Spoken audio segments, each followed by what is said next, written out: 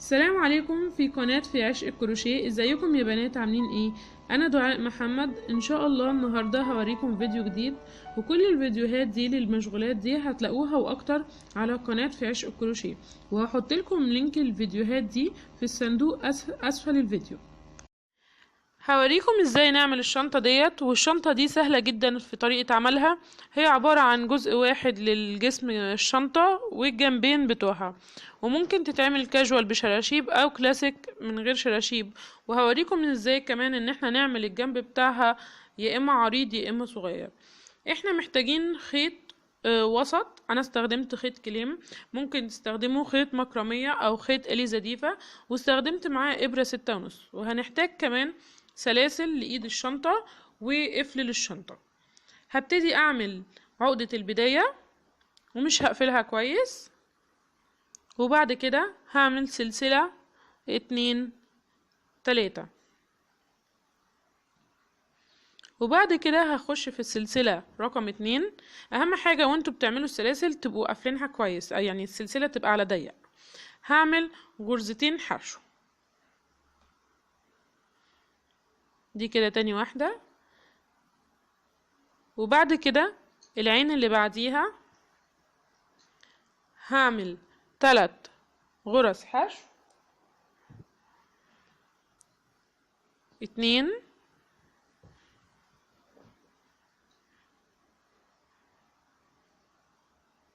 3، وهاجي في عقدة البداية هعمل فيها غرزتين حشو،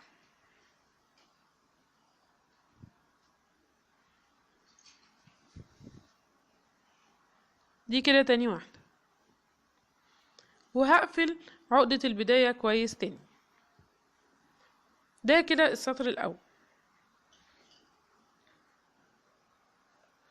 هنيجي بعد كده السطر التاني، هعمل سلسلية وهلف الشغل وهخش في العين الأولى، هعمل غرزتين حشو، 1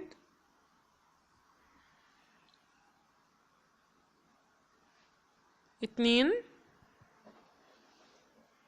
وبعد كده هعمل في العين اللي جاية غرزة حشو، والعين اللي بعديها غرزة حشو، والغرزة اللي هي في النص ما بين التلاتة بتاعت السطر اللي فات دي هعمل فيها 3 غرز حشو تاني. 1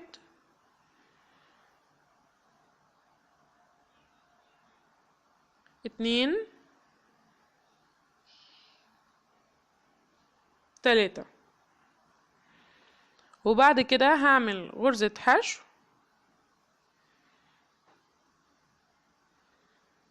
تاني غرزة حشو في العين التانية، يعني في العينتين دول كل واحدة غرزة حشو، والعين الأخيرة هعمل فيها 2 غرزة حشو. 1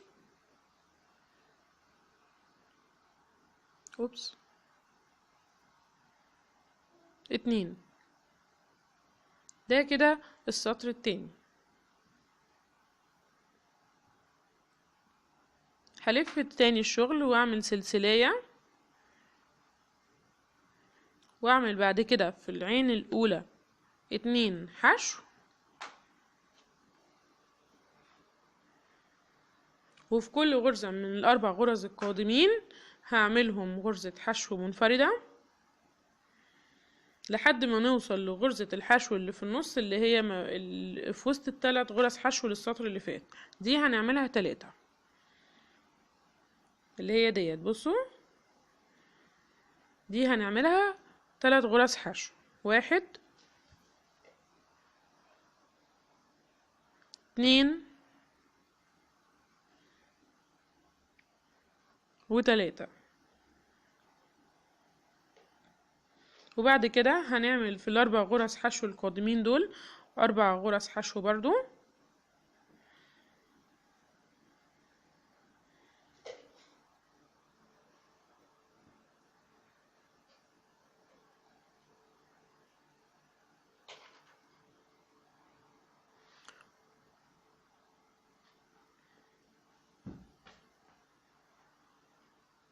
وفي اخر عين ديت هعمل فيها غرزتين حشو، 1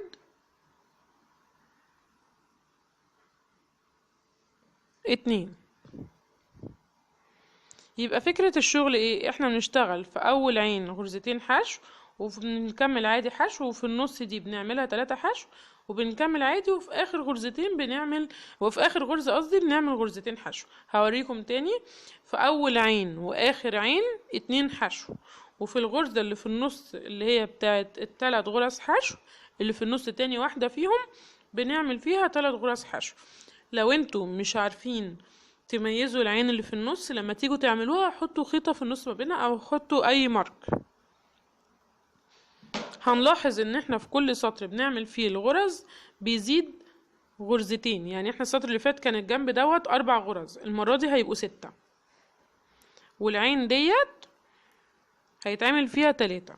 لو انتوا مش عارفين تميزوها او بتلخبطوا فيها، العين رقم 2 اللي هي ديت حطوا فيها مارك او اي حاجة، بس انتوا ان شاء الله تعرفوا تميزوها، هي سهلة. ودي كده تالت واحدة في النص، وبعد كده هيبقوا 6 حشو في كل غرزة حشو،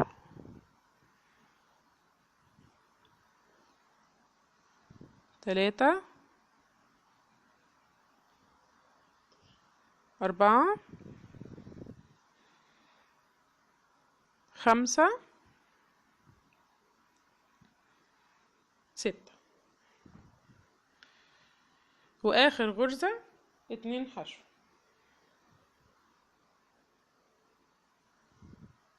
1 2. انتوا ممكن تشتغلوا في العين الخلفية للغرزة لو شغالين بخيط اصغر من الكليم.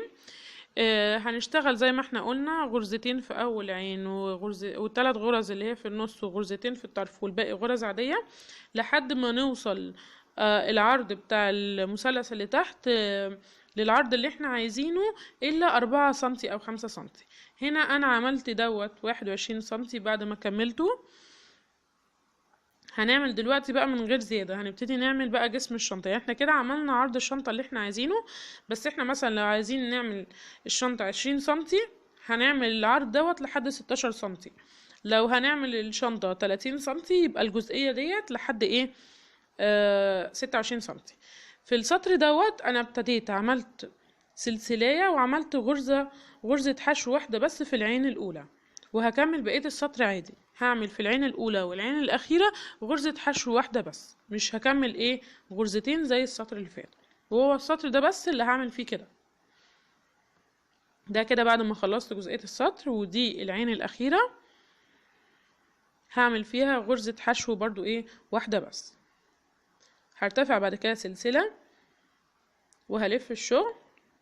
العين الاولى دي خلاص مش هنشتغل فيها، هنخش على طول في العين التانية هنشتغل فيها غرزة حشو، وهنكمل عادي السطر زي ما بنكمله. وفي اخر السطر هنعمل ال3 زي ما بنعملهم هنا، وفي اخر السطر هنيجي على اخر غرزة دي مش هنعملها. هوريكم ازاي برضو هكمل السطر بسرعة واوريكم هنعمل ايه. هنا كده في الجزئية بتاعت اخر السطر دي كده اخر غرزة، هسيب الغرزة دي غرزة حشو مش السلسلية، هسيب غرزة الحشو الاخيرة والف الشغل وارجع اكمل تاني. هنسيب العين الاولى مش هنشتغل فيها، والعين التانية هي اللي هنشتغل فيها، وهنسيب في اخر السطر اخر غرزة حشو. وخلوا بالكم السطر دوت هيبقى السطور الجاية كلها هيبقى بنفس العدد. يعني انا السطر دوت طلع معايا 17 في الجنب، المفروض 17 في الجنب ده و17 في الجنب ده، هيستمر معانا طول الشنطة واحنا بنشتغل. هتعملي طول الشنطة على حسب ما انت عايزة. انا عملت طول الشنطة هنا 40 سنتي، فهستمر في الطول لحد ما الطول بتاعي يوصل لحد 40 سنتي. بصوا انا كده وصلتها ل40 سنتي او 41 سنتي، بتتقاس من الجنب مش من زاوية المثلث. بعد ما وصلتها للطول اللي انا عايزاه هوريكم بقى ازاي ننظف الكنار بتاع الشنطة. وش الشنطة هو اللي فوق، وظهر الشنطة او داخل الشنطة هو اللي هيبقى متثبت على الترابيزة او على الحاجة اللي انتم مثبتين عليها. هنبتدي هنعمل غرزة حشو داير ما يدور الشنطة، ولازم نراعي ان احنا واحنا بنعمل غرزة الحشو دي ان كل سطر عملناه يبقى غرزة حشو واحدة بس. فهنشوف كده السطر دوت غرزة الحشو فيه بيبقى شكلها كده او مكانها هنا، وغرزة الحشو في السطر التاني بتبقى في ايه، في الزاوية التانية. مش هو في زوايا صغيرة كده في الجناب، فهتلاقي غرزة الحشو الاولى اللي فوق ديت بتاعت سطر، والجنب دوت ملوش علاقة بأي حاجة، وغرزة الحشو التانية هتلاقيها بصوا هنا اهي. لو ركزتوا فيها هتلاقوها سهلة جدا. هتستمروا الجنب كله تعملوه بنفس الطريقة، غرز حشو بصوا عشان تبقى ايه، مستقيمة من الجناب ونعرف نقفلها كويس. تمام، نكملها برضو معاكم شوية. هنا حشو،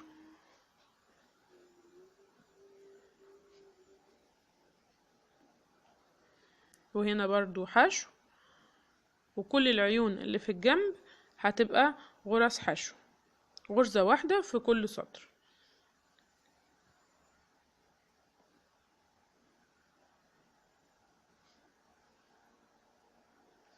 بصوا بقى الفرق ما بين الجزئين اللي معمولين، ده الجزء اللي معمول وده الجزء اللي مش معمول. هكمل الجنب كله وهاجي عند الزاوية بتاعة القاعدة هوريكم هنعمل ايه. كده بعد ما خلصت الجنب هنيجي عند الجزء بتاع القاعدة. لازم كده في الجنب دوت هنعمل غرزتين حشو،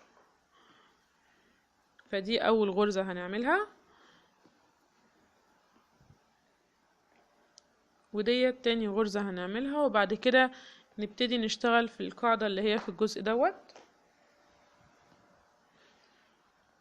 برضو عند كل سطر هنشتغل غرزة واحدة حشو، يعني هو الجناب بس اللي عملنا فيه ايه غرزتين، والجنب التاني هنعمل فيه غرزتين.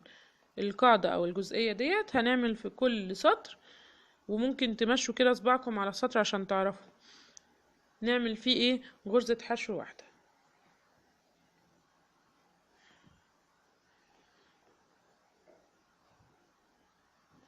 هنا برضو غرزة حشو،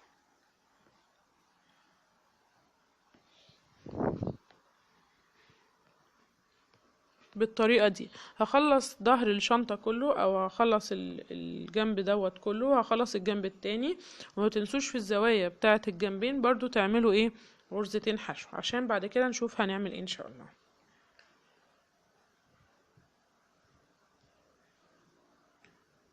كده بعد ما خلصت من الجناب كلها لازم لازم لازم عدد الغرز في الجنبين يبقوا متساوي مع بعض، عشان لما نيجي نعمل الجناب ونيجي نعمل نيجي نعمل الجناب نثبتها، لازم يبقى الجنب دوت متساوي للجنب دوت. دلوقتي بقى لو هنعمل الشنطة او هنعملها بوك، مش هنزود في العرض بتاع الجنب دوت، هنخليه سطر واحد غرزة حشو وخلاص، وايه يبقى بعدد العرض بتاع الايه الجنب دوت. انما لو هنخلي الشنطة عريضة من الجنب، فاحنا هنحدد جزء للطول بتاع الجنب، والجزء بتاع ايه عدد الغرز اللي احنا نبتدي بيها عشان نعرف نبتدي. محتاجين نقرر احنا محتاجينها ايه، شنطة ولا بوك ولا موتيف زي ما تحبوا يعني. انا هنا هكملها شنطة، فحددت الغرز طلعوا عندي 29 غرزة. عملت 10 لكل جنب من الجناب و5 للقاعدة، وسبت 4 فوق عند اللي هي الجزئية القلاب المثلث دوت، بحيث ان هو لما يجي يقفل ما يبقاش ايه قافل على ضيق او يبقى ايه مش مظبوط. تمام، ونيجي بعد كده بقى نجهز ايه ان احنا نعمل القاعدة، او قصدي نعمل الجنب. الجنب انا هبتدي اعمل برضو عقدة بداية ومش هقفلها كويس برضو، وبعد كده هعمل سلسلة 2 3 4 وبعد كده هخش في العين التانية هعمل غرزة حشو، واللي بعديها غرزة حشو، غرزة حشو، وفي العين بتاع عقدة البداية هعمل برضو غرزة حشو. يعني انا هعمل 4 غرز حشو. انا كنت قايله لكم ان الشنطة عبارة عن 5 غرز للقاعدة، بس احنا هنشتغل الشغل داير ما يدور، فهيزيد غرزة. تمام، الارتفاع برضو هرتفع سلسلة، وبعد كده عقدة غرزة حشو في اول عين وفي تاني عين. همشي السطور دي 4 غرز حشو من غير لا زيادة ولا نقصان. تمام، هلف الشغل واعمل تاني غرز حشو. انتي زي ما بقى ما انتي محددة العرض بتاع الشنطة هتزوديها هتنقصيها هتعملي زي ما انتي عايزة. تمام. انا هرتفع 9 سطور، بس هعمل دلوقتي 7 سطور بس عشان ايه، هعمل قصدي سوري 6 سطور عشان السطر السابع انا هشتغل فيه الحلقة اللي احنا هنثبت فيها الايد بتاعة الشنطة. هكمل معاكم للسطر السادس وبعد كده نشوف هنعمل ايه. كده بعد ما وصلت للسطر السادس، السطر السابع ابتديته برضو بسلسلة وعملت اول غرزة حشو. هجيب بقى الحلقة بتاعتي هعملها في العين التانية والعين التالتة هثبتها. بصوا هثبتها ازاي. هعمل غرز حشو عادية بس هحط الحلقة كده، ودي غرزة الحشو رقم 3 برضو. وغرزة الحشو رقم 4 هعملها عادي من غير اي حاجة. دوت كده بالنسبة لي السطر السابع. هعمل بعد كده سطرين كمان هيبقوا كده 9 سطور، ولما اشتغل الداير ما يدور السطر العاشر هيتكون. انا هرتفع سطرين وبعد كده هنشوف ازاي هنقفل الجناب او هنظبطها بعد كده. كده بعد ما خلصت السطر التاسع نبتدي بقى ننضف داير ما يدور زي ما نضفنا الشنطة لما كنا بنعمل غرز الحشو الجانبية. هعملها برضو بنفس الطريقة في كل سطر غرزة حشو واحدة، وبرضو لازم الجناب زي الشنطة بالظبط عدد الغرز الحشو اللي معمولة تبقى عدد هي نفس العدد من الجنب دوت والجنب دوت والجنب الشمال والجنب اليمين، يعني هنا فوق وتحت يبقوا زي بعض والجنب دوت يبقى متساوي للجنب التاني. هنيجي بعد كده في الزاوية بتاعة الجنب بتاع الشنطة، يا اما هنعملها غرزتين حشو لو عايزين الشكل بيضاوي، او هنعملها 3 غرز حشو لو عايزين ان هي تبقى باينة كأنها مستطيل شوية او شكل حاد شوية. انا هنا هعملها بغرزتين حشو. دي اخر عين هعمل فيها غرزتين حشو.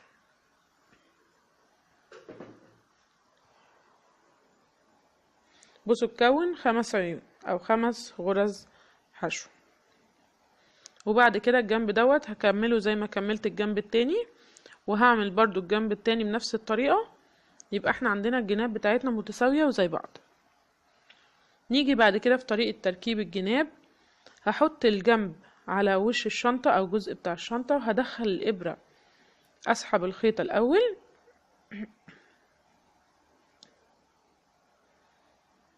والخيطة اللي هي الأساسية اللي احنا هنشتغل بيها هتبقى أسفل الشغل أو تحتيه كده، وهنشتغل في العين الخلفية للغرز ديت.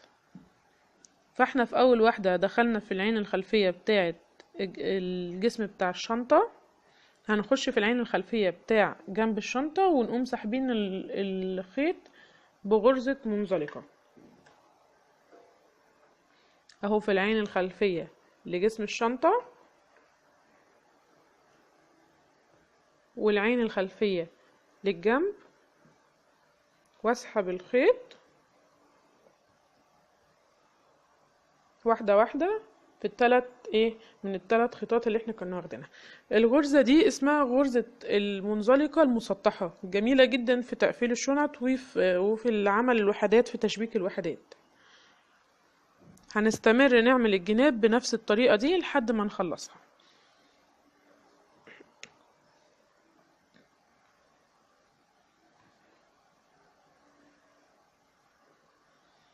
العين الخلفية للشنطة والعين الخلفية للجنب، ونسحب الخيط ونقوم مطلعين.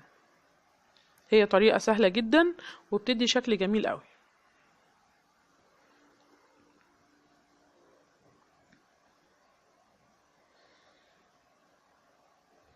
لو ظبطتوا العدد بتاع الحساب الجزئية اللي هي بتاعت الجنب وجزئية بتاعت الجنب التاني بتاع الشنطة يبقى انتوا كده ماشيين صح. لو هتعملوه بوك صغير او حاجة زي كده يبقى انتوا مش محتاجين الجنب دوت، هتعملوا سطر واحد غرزة حشو وتشبكوا بيها الجنبين بتوع وش الشنطة اللي هو الجنب العريض اللي احنا عاملينه ده، هتبقوا تانيينه وتعملوا بغرزة الحشو اللي انتوا عاملينها دي تشبكوها في الجنبين وخلاص، مش هتبقوا محتاجين ان انتوا تعملوا قاعدة جنب قصدي. بصوا ده كده شكله بعد ما احنا عملناه، بصوا شكله جميل ازاي. هنكمل داير ما يدور الجنبين وبعد كده نشوف هنعمل ايه. كده بعد ما خلصنا الجناب بصوا الشنطة بقت جميلة ازاي وواضحة. هوريكم في السريع كده ازاي انا عملت الايد بتاعت الشنطة. انا عملت عادي في السلسلة غرز حشو. عايزة اوضح حاجة كمان، ان احنا لو حابين ان احنا الشنطة بتاعتنا تبقى ثابتة اكتر او ممسوكة اكتر مش مرخية، ممكن تحطوا شبك بلاستيك من جوه، او حتى الفايلات اللي هي السميكة دي ممكن تحطوها كأنها بطانة وبعد كده تبطنوا عليها بطانة تقفلوا بيها الشنطة من جوه يعني لو حابين. انما انا هنا الخيط سميك فكويس، وكمان الخيط نضيف من جوه فمش محتاجة ان انا ابطنها يعني. انا اشتغلت زي ما قلت لكم غرز حشو في كل سلسلية، عملت غرزة حشو وهكملها بالطريقة دي للجزء بتاع نص بس السلاسل اللي في الشنطة، يعني الجنبين بتوع السلاسل مش هعملها. هوريكم بقى ازاي نعمل شراشيب. بنحسب الطول اللي احنا عايزينه وبنعمل خيط بحسب المقاسات دي، نقعد ايه نلف الخيط كده كذا مرة وبعد كده نقصه من الجنبين. اهم حاجة تحددي بس الطول بتاع الشراشيب اللي انت عايزاها قد ايه. وبعد كده انا هشتغل في العين الخلفية ماشي. بنتني الخيطة وندخلها بالإبرة وايه ونسحب الخيطة داخل الايه الفراغ اللي احنا عملناه ده. هوريها لكم تاني. ندخل الإبرة في العين الخلفية وبعدين بسحب الخيطة وفي الفراغ اللي اتكون دوت بدخل الخيطين واشدهم. هي طريقة سهلة جدا ولذيذة وبتدي برضو شكل جميل، يعني عليها طلب اليومين دول زي ما بيقولوا.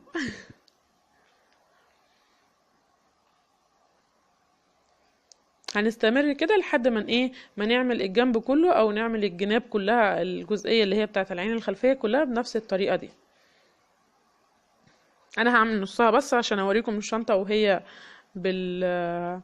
بالشراشيب والشنطة من غير شراشيب، وقولوا لي انهي بالنسبة لكم احلى. اتمنى ان انا اشوف شغلكم على صفحة الفيسبوك بتاعتي في عشق الكروشيه، واتمنى ان انتوا تكونوا كده استفدتوا. ده كده شكله بعد ما خلصت النص الاول. انا كده وريتكم الشنطة كاجوال وكلاسيك، وريتكم ازاي ممكن تتعمل موتيف او ممكن تعمل بوك او ازاي شنطة بقلاب، ووريتكم ان هي الايد تتعمل ازاي. اتمنى ان انتوا تكونوا استفدتوا، وما تنسوش لايك وسبسكرايب للشانل.